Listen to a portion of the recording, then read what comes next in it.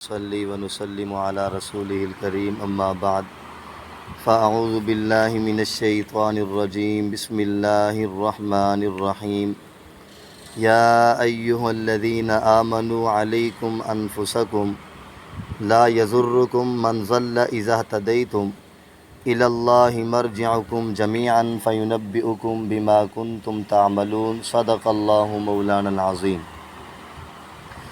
یا ایہا الذین آمنوا علیکم انفسکم، اے ایمان والو اپنی جان کی فکر کرو۔ لا یضرکم من ضل، جو شخص گمراہ ہے وہ تمہیں کچھ بھی نقصان نہیں دے سکتا۔ اذا اہتدیتم، جب تک تم ہدایت پہ ہو۔ الی اللہ مرجعکم جمیعا، تم سب نے اللہ تعالیٰ کی طرف جمع ہونا ہے، لوٹ کے جانا ہے۔ فینبئکم، پس وہ اللہ تمہیں باخبر کر دے گا، بما کنتم تعملون، جو کچھ تم کام کرتے ہو۔ اس آیت مبارکہ میں اللہ رب العزت نے ایمان والے کو فرمایا کہ اے ایمان والو اپنی جان کی فکر کرو، اپنی اصلاح کرو۔ اب اس آیت مبارکہ کو ہم سمجھیں۔ اللہ رب العزت نے ایمان والے کو حکم فرمایا کہ تم اپنی جان کی ساتھ ساتھ فکر کرو۔ ایک آدمی وہ ہے، وہ دوسرے کی اصلاح کے لیے اپنے آپ کو کیا کر دیتا ہے، اس طرح کر دیتا ہے کہ اس کو اپنی جان کی بھی فکر نہیں ہوتی۔ مطلب یہ ہے کہ وہ اپنے آپ کو نیک اعمال سے کیا کر دیتا ہے، دور کر دیتا ہے۔ تو اللہ رب العزت نے فرمایا ایسا نہیں ہے، اگر کوئی شخص گمراہ ہے، غلط راستے پہ چل رہا ہے، تم اس کی بھی اصلاح کرو، ساتھ ساتھ اپنی بھی اصلاح کرتے رہو۔ کہیں ایسا نہ ہو دوسروں کی اصلاح کرتے کرتے انسان اپنے آپ کو بھول جائے۔ یہاں میں ایک مثال عرض کروں۔ ابھی 6 ماہ یا سال قبل کا ایک واقعہ ہے۔ ایک نوجوان ایک عورت سے رابطے میں تھا، اور رابطہ اس انداز میں تھا، شاید کہیں ایک جگہ پہ کام کرتے تھے، ان سے آپس میں جیسے آدمی کو ان سے پیار ہو جاتا ہے، تعلق کام کرتے رہتے ہیں، تو پھر ادھر سے جدائی ہو گئی۔ اس کے بعد وہ جو نوجوان تھا وہ نماز پڑھنے والا تھا، 5 وقت کا نمازی تھا۔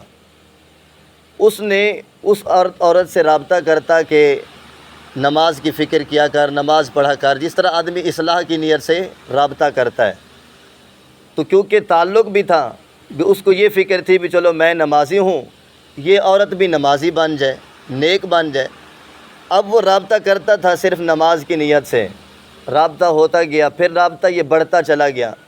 اتنا رابطہ پھر ان دونوں کا بڑھ گیا کہ اس آدمی کو بھی خود کو نماز بھول گئی۔ پھر اندازہ لگائیں، ایک آدمی دوسرے کی اصلاح کر رہا ہے، اور دوسرے کی اصلاح کرتے اپنے آپ کو اس نے بھلا دیا۔ کتنا بڑا نقصان ہے۔ تو اس وجہ سے رب تعالیٰ نے فرمایا یا ایھا الذین آمنوا علیکم انفسکم، اے ایمان والو اپنی جان کی فکر کرو۔ لا یضرکم من ضل، جو شخص گمراہ ہے، غلط راستے پہ چل رہا ہے، اس کا گمراہ ہونا یا غلط راستے پہ چلنا تمہیں نقصان نہیں دے سکتا۔ کب؟ اذا اہتدیتم، جب تم ہدایت پہ ہو۔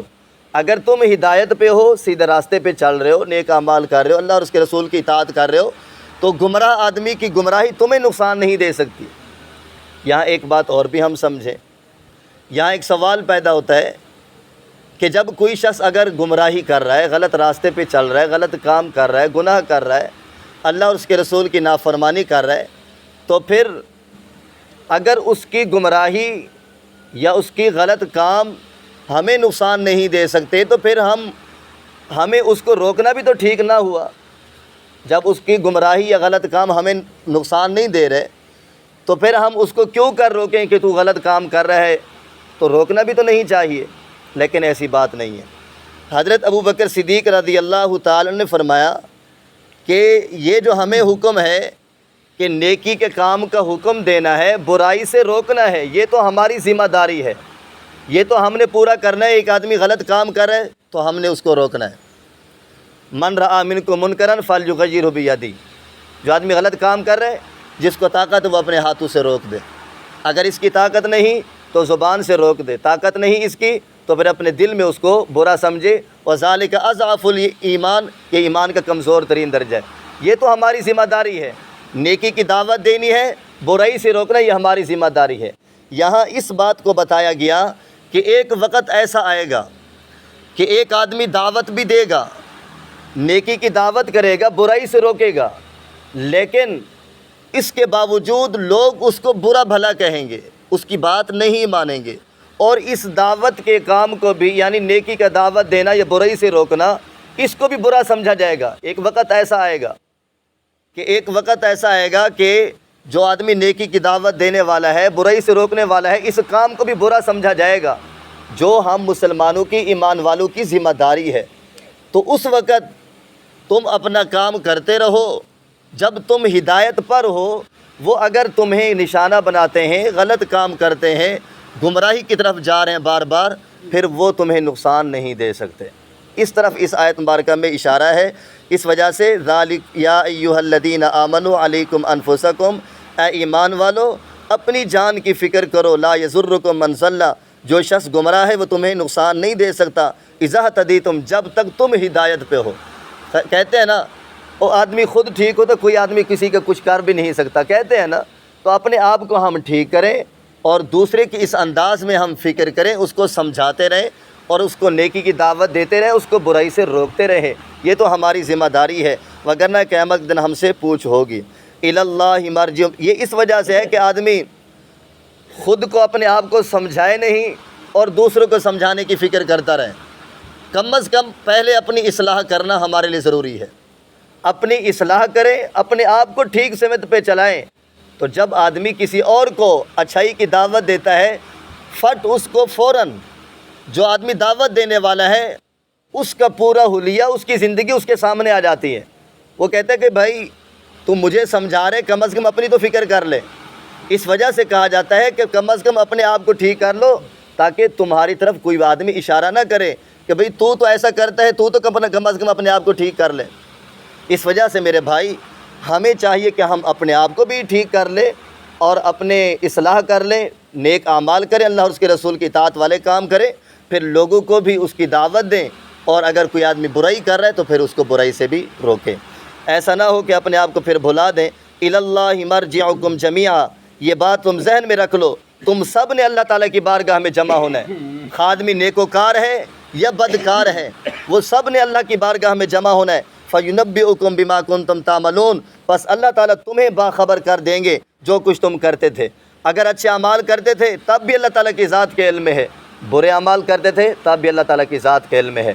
دونوں نے اللہ کی بارگاہ میں جانا ہے، نیک اعمال کرنے والا بھی، برائی کرنے والا بھی، اللہ تعالیٰ تمہیں باخبر کر دیں گے۔ اگر تم اچھے اعمال کرتے تھے تو اللہ تعالیٰ کی طرف سے ٹھکانہ اچھا مل جائے گا، برائی کرتے تھے تب بھی اللہ تعالیٰ کی ذات کے علم میں، ایسا نہیں ہے کہ تم برائیاں کرتے رہو اللہ رب العزت کی ذات میں علم نہ ہو، ایسی بات نہیں ہے۔ اس وجہ سے اس آیت مبارکہ میں دو باتیں رب تعالیٰ نے ارشاد فرمائی، ایک یہ کہ اپنی اصلاح بھی کرنی ہے، دوسروں کی اصلاح کے ساتھ اپنی بھی اصلاح کرنی ہے، ایسا نہیں ہے کہ اپنے آپ کو بھلا دینا ہے۔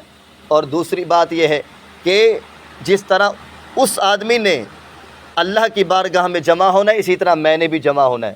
اگر میں اس کی فکر کروں کہ وہ قیامت دن اللہ کی بارگاہ میں جائے گا، امتحان ہوگا، پھر جنت جہنم کے فیصلے، تو پھر میں نے بھی تو اللہ کی بارگاہ میں جانا ہے نا، تو اللہ تعالیٰ مجھے بھی تو بتائیں گے تو کس طرح کام کرتا تھا، تیرے کام اچھے تھے یا تیرے کام ہلکے تھے، یا لوگ کے سامنے اچھائی کے ساتھ گزارتا تھا اور جب علیحدہ جاتا تو نقصان کرتا تھا یا اللہ تعالیٰ کی نافرمانی کرتا، تیرے اعمال کیسے تھے، یہ سب کچھ اللہ تعالیٰ کی ذات جانتی ہے۔ فَيُنَبِّئُكُم بِمَا كُنتُمْ تَعْمَلُونَ، قیامت کے دن سب کو اللہ تعالیٰ باخبر کر دیں گے، جو اچھے کام کرنے والا ہے اور جو برے کام کرنے والا ہے۔ اس لیے ہمیں اپنی بھی ساتھ فکر کرنی چاہیے کہ ہم نے بھی اللہ کی بارگاہ میں جمع ہونا ہے۔ اللہ تعالیٰ عمل کی توفیق عطا